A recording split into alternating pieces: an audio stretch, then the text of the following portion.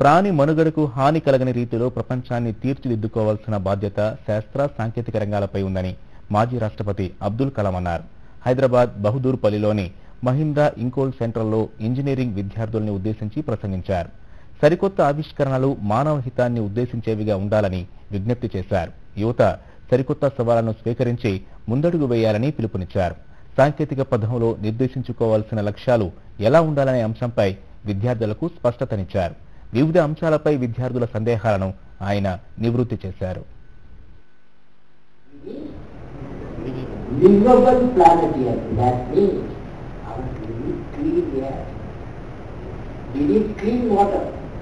We need clean power. That means our planet here, people have worked for the clean, that is fossil fuel we have graduated to solar power. The new world we have to think of. That means a livable planet here. If livable planet is not there, then 70 years people